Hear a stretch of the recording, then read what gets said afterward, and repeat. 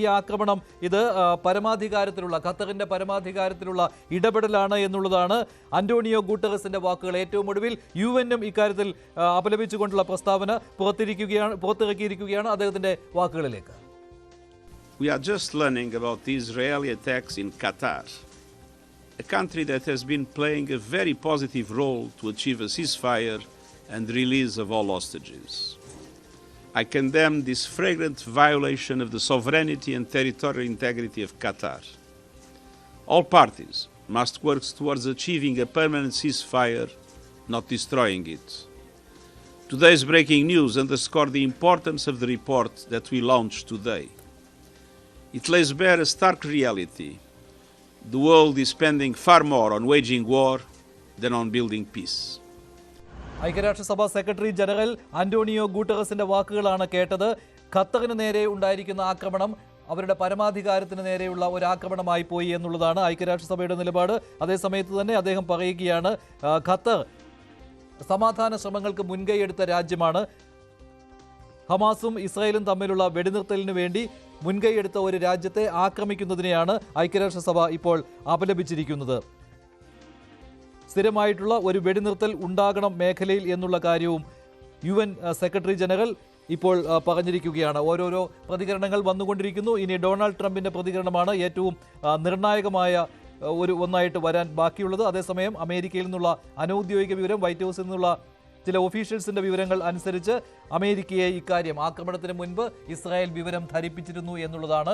ഇസ്രായേലിൽ നിന്നും അത്തരത്തിലുള്ള വിവരമാണ് പുറത്തു വരുന്നത്. ഇസ്രായേലി ഒഫീഷ്യലും പറയുന്നത് അമേരിക്കയെ ഇൻഫോം ചെയ്തിരുന്നു, അറിയിച്ചിരുന്നു എന്നുള്ള കാര്യമാണ്. എന്തായാലും ഔദ്യോഗികമായിട്ട് അമേരിക്കയിൽ നിന്നുള്ള വിശദീകരണം വരാൻ ബാക്കി നിൽക്കുകയാണ്. അതേസമയം ഖത്തർ അതിശക്തമായി തന്നെ ഈ ആക്രമണത്തെ അപലപിച്ചിരിക്കുകയാണ്. ജനവാസ മേഖലയെ പോലും ലക്ഷ്യമിട്ടു എന്നുള്ള ആരോപണമാണ് ഖത്തർ ഉന്നയിച്ചിരിക്കുന്നത്. അവിടെ നേരത്തെ കണ്ട ദൃശ്യം, അവിടെ ഹമാസിന്റെ നേതാക്കൾ ഉണ്ടായിരുന്ന കെട്ടിടത്തിന് നേരെ ഉണ്ടായ ആക്രമണമാണ്. കെട്ടിടം തകർന്നിരിക്കുകയാണ്. 5 പേർ കൊല്ലപ്പെട്ടിരിക്കുന്നു എന്നുള്ള വിവരമാണ് പുറത്തു വരുന്നത്. മിഥുൻ, ഇക്കാര്യത്തിൽ ഔദ്യോഗികമായിട്ടുള്ള ഒരു സ്ഥിരീകരണം വന്നിട്ടുണ്ടോ? അത്തരത്തിലുള്ള ഔദ്യോഗിക സ്ഥിരീകരണം ഇതുവരെയും വന്നിട്ടില്ല എന്നുള്ളത് തന്നെയാണ് ഇക്കാര്യത്തിലൊരു വ്യക്തത. ഇപ്പോൾ നമ്മൾ ദൃശ്യം കാണുന്ന ആ ആളാണ് ഹമാസിന്റെ ലീഡർ ഖലീൽ അൽ ഹയ. ഇദ്ദേഹമാണ് കൊല്ലപ്പെട്ടത്. ഈ ഇസ്രായേലിന്റെ അറ്റാക്കിൽ കൊല്ലപ്പെട്ടതായിട്ടുള്ള വാർത്തകൾ പുറത്തു വരികയും ചെയ്ത് ഹമാസിന്റെ പ്രധാനപ്പെട്ട ലീഡേഴ്സിൽ ഒരാളാണ്. കഴിഞ്ഞ ഈ ഒക്ടോബർ 2023 ഒക്ടോബർ 7 ഉണ്ടായിരുന്ന ആക്രമണത്തിൽ ആസൂത്രകരിൽ ഒരാൾ കൂടിയാണ് ഈ ഖലീൽ അൽ ഹയ. ഇദ്ദേഹത്തെ കൊലപ്പെടുത്തുന്നതിന് വേണ്ടിയുള്ള ശ്രമങ്ങൾ മുൻകാലങ്ങളിലുമൊക്കെ ഇസ്രായേലിന്റെ ഭാഗത്തുനിന്നും ഉണ്ടാവുകയും ചെയ്യുന്നു. പക്ഷേ അതിൽ കാത്തിരുന്ന രീതിയിലാണ് ഇപ്പോഴുണ്ടായിരിക്കുന്ന ഈ ആക്രമണം നമുക്ക് വിശേഷിപ്പിക്കേണ്ടിയിരിക്കുന്നു. കാരണം ഇറാനിൽ അന്ന് ഹമാസിന്റെ ലീഡറെ കൊലപ്പെടുത്തിയ അതേ രീതിയിൽ തന്നെ ഈ ഒരു ആക്രമണം അൽ ഹയ്യയെ കൊലപ്പെടുത്തുന്നതിന് വേണ്ടി ഇസ്രായേലിന്റെ ഭാഗത്തുനിന്ന് ഉണ്ടായിരിക്കുന്നു എന്ന് വേണം നമുക്ക് കരുതാൻ. എന്തായാലും ഖത്തർ ഇപ്പോൾ ഔദ്യോഗികമായി അറിയിക്കുന്നതനുസരിച്ച് കെട്ടിടം, അതായത് ഈ നേതാക്കൾ താമസിച്ചിരുന്ന ഹമാസിന്റെ പ്രധാനപ്പെട്ട ലീഡേഴ്സിൽ ഒരാളായിട്ടുള്ള അൽ ഹയ്യ ഉൾപ്പെടെയുള്ള നേതാക്കൾ താമസിച്ചിരുന്ന കെട്ടിടമാണ് തകർന്നത്.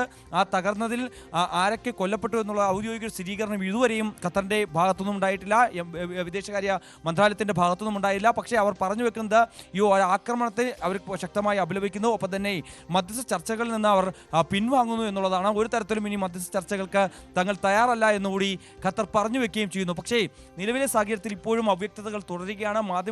അന്താരാഷ്ട്ര മാധ്യമങ്ങൾ പറയുന്ന റിപ്പോർട്ടുകൾ അനുസരിച്ച് മാത്രം അൽ ഹയ്യ ഉൾപ്പെടെയുള്ള ഹമാസിന്റെ നേതാക്കൾ കൊല്ലപ്പെട്ടു എന്നുള്ളതാണ്. അതോടൊപ്പം തന്നെ ഹമാസിന്റെ ഒരു വിശദീകരണം കൂടി വരുന്നത് ഇതുവരെയും ഈ ഒരു ആക്രമണത്തെ തങ്ങൾക്ക് അതിജീവിക്കാൻ സാധിച്ചിട്ടുണ്ട്. തങ്ങളുടെ ഒരു നേതാവിനും പോലും ഒരു പോറൽ പോലും ഏറ്റിട്ടില്ല, അവരെല്ലാം തന്നെ രക്ഷപ്പെട്ടു എന്നുള്ള രീതിയിലുള്ള വിശദീകരണം ഹമാസിന്റെ ഭാഗത്തുനിന്നും വരുന്നു എന്നുള്ളതാണ്. എന്തായാലും അക്കാര്യത്തിലൊക്കെ ഒരു വ്യക്തത ഇനി വരേണ്ടതായിട്ടുണ്ട്.